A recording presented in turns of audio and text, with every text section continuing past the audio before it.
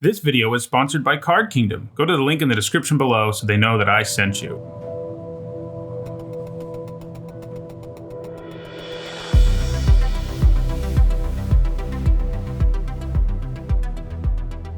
Hello everyone, I'm Nitsa, and it is Friday, so that means it's time for another MTG Top 10. Last week I did a video on the strongest mechanics in Magic's history, and one of the mechanics that made the list but that I'd never done a video on is Flashback. That, combined with the fact that we have some new cards for Modern Horizons with this old mechanic, made me think it would be a good time to look back at the best cards with Flashback. Overall, Flashback is a powerful mechanic because it usually just straight up gives you card advantage, as casting a spell twice with only one card often does.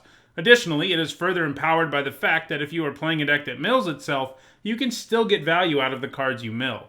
Overall, 111 cards have been printed with Flashback before Modern Horizons, and in this video I'm going to talk about the 10 that have made the biggest impact on competitive Magic. Before we get started, a quick reminder on how I score cards in these lists. Pro Tour and Mythic Championship top 8s, as well as Legacy and Vintage Championship top 8s are worth 2 points, and a Grand Prix top 8 is worth 1 point. Now, let's get started with number 10. At number 10, I have UNBURIAL RITES. This is a great reanimation spell, though not really because of how efficient it is. There are far more efficient reanimation spells around. But what's nice about this one is that it has Flashback. Most reanimation decks look to fill their graveyard one way or another, and most of the time you really don't want to be milling a reanimation spell as well. With UNBURIAL RITES, it's no big deal if you do, because you can cast it from the graveyard. Obviously enough, UNBURIAL RITES has been a key card in reanimation decks across multiple formats, including Block, Standard, and Modern. In Modern, it can be comboed with Gifts Ungiven to result in putting the Rites and your reanimation target in the graveyard together, something that the opposing player just can't do anything about. UNBURIAL RITES hasn't managed a top 8 in any format since 2014, though it has gotten pretty close several times. However, these days, reanimation strategies in Modern seem more interested in Goryo's Vengeance than UNBURIAL RITES, but still, I don't think UNBURIAL RITES is completely done yet. At number 9, we have Call of the Herd, which I think is a good exemplar of Flashback spells. Neither half of what it does is especially impressive if you look at mana alone. Sure, 3 mana for a 3/3 elephant is fine, but then 3 and a green for a 3/3? Not so much. And when you look at a total investment of 7 mana, 2 3/3s is okay, but it's nothing special. But the power of this card comes down to the card advantage. You get 2 creatures out of a single card, and you can do it over 2 different installment payments. Theoretically, each of these can trade for 1 individual card of your opponent's. It's also quite nice to have one of these stashed away in your graveyard against an opponent you know is playing board sweepers, as it gives you a backup plan and a way to rebuild your board, even if you're out of cards in your hand. Call of the Herd has had success in aggro decks in Block, Standard, and Extended. In both Block and Standard, it found the most success in blue-green aggro decks, which also ran a bit of madness in discard, so in a pinch, you can discard Call of the Herd for an effect and at least get some value back later.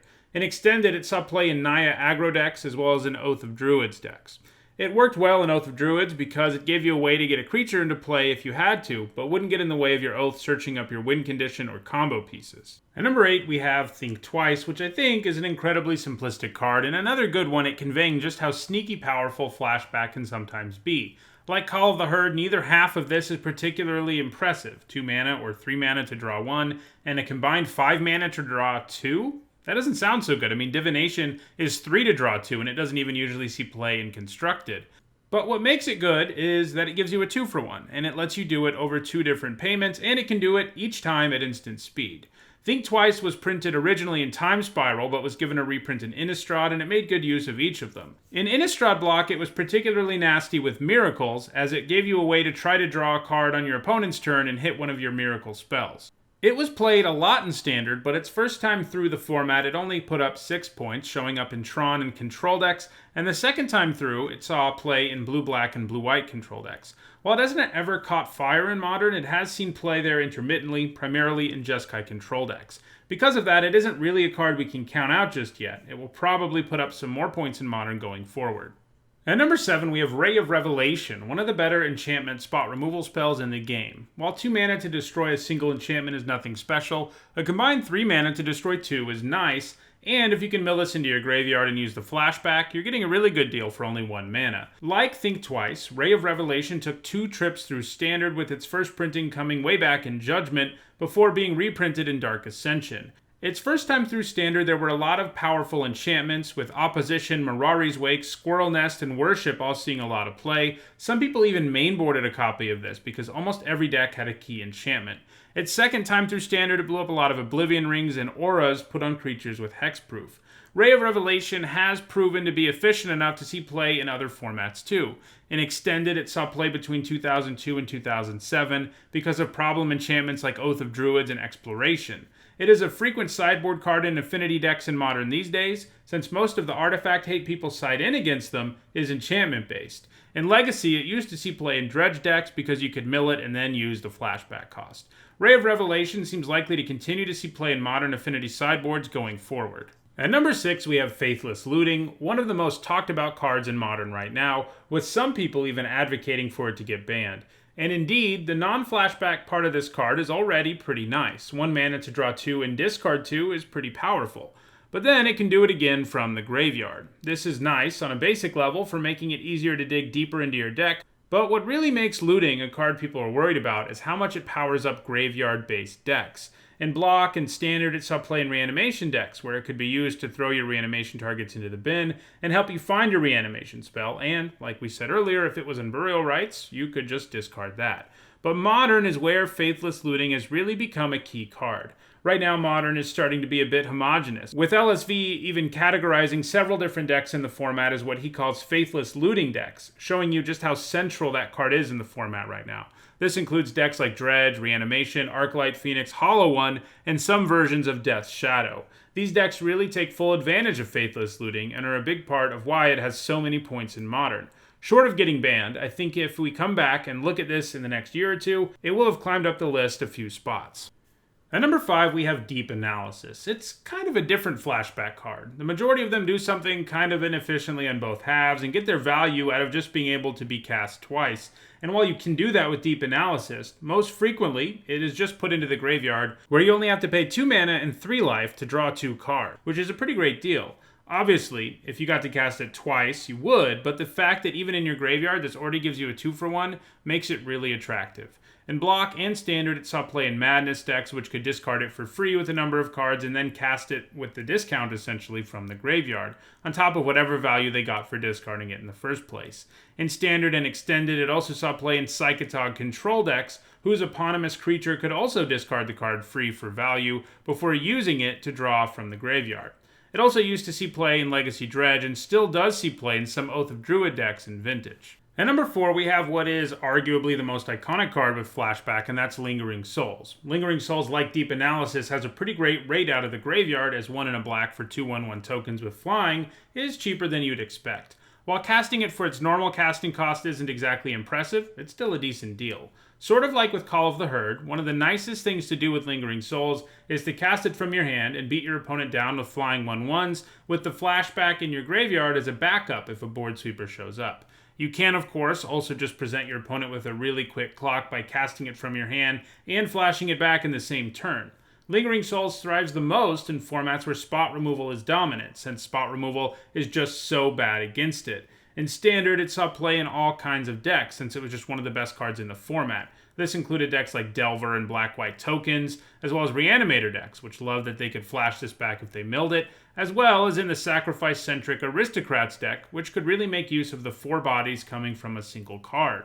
Modern has been its most productive home, though, as it makes key cards like Fatal Push, Path to Exile, and Lightning Bolt all look pretty horrible. It has seen play in a wide variety of decks there too, including Birthing Pod, Black-White Tokens, Jund, Abzan, and most recently, Death's Shadow and Mardu Pyromancer.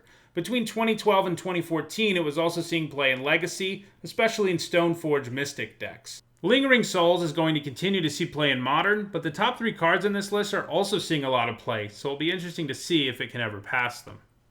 At number 3, we have Cabal Therapy, a discard spell with a flashback cost that doesn't cost any mana. Cabal Therapy can be a little tricky as far as discard spells go because you have to correctly name a card or card in your opponent's hand to make them discard that card or cards. However, doing so when you know the general metagame for the format you're playing it in does make it more likely you can hit a card. Additionally, adding flashback to such a card is great because if you whiff on the first time but see your opponent has, let's say, 2 copies of a powerful card in their hand, you can flash it back right away by giving up a creature, and you can really interfere with your opponent's plans that way. Obviously, it is best to get a hit off the therapy and the flashback of the therapy, and when you do that, the game can be basically over. In Standard, it saw play in some Goblin and Reanimator decks, but it was never really a fixture there. It became a staple in black decks in the now defunct Extended format though, to such an extent that it was in 6 of the top 8 decks at Pro Tour Houston in 2002, and in a variety of decks there, combo decks like Alurin, mid-range decks like the Rock, and in Reanimator decks. A wide variety of decks would continue to play Therapy until it rotated out of the format in 2008. Perhaps the nastiest place of all for it was in Icarid, the world's first dredge deck, which loaded up the graveyard with Icarid and other creatures who could come back, would bring them back and attack, and then sacrifice them to flashback a Therapy that got dredged into the graveyard.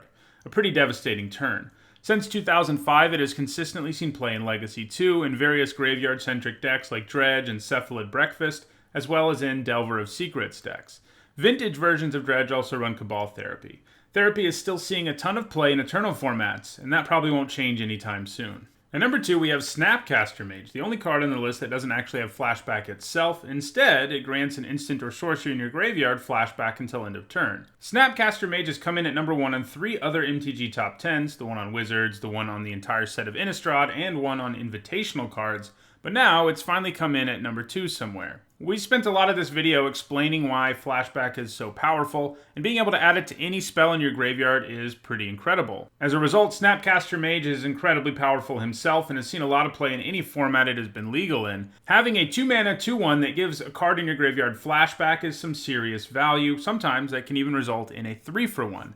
Most formats have spell-heavy decks that can really take advantage, and as a result, Snapcaster Mage has put up almost 300 points. Its most popular home in every format has been the various Delver of Secrets variants that have been played in each format.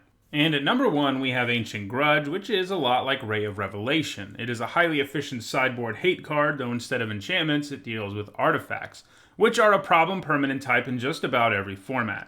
In Standard, it blew up a lot of Birthing Pods, Shrines of Burning Rage, and basically the entire Tempered Steel deck. Modern has been its most frequent home, where it is particularly potent as a sideboard card against Affinity, Tron, and Lantern Control, among other decks. It even sees play in Legacy and Vintage, formats with no shortage of powerful artifacts. I can't really see Ancient Grudge losing its position on this list, as it continues to see a ton of play in multiple formats, and even a powerful card like Snapcaster Mage seems unlikely to ever surpass it.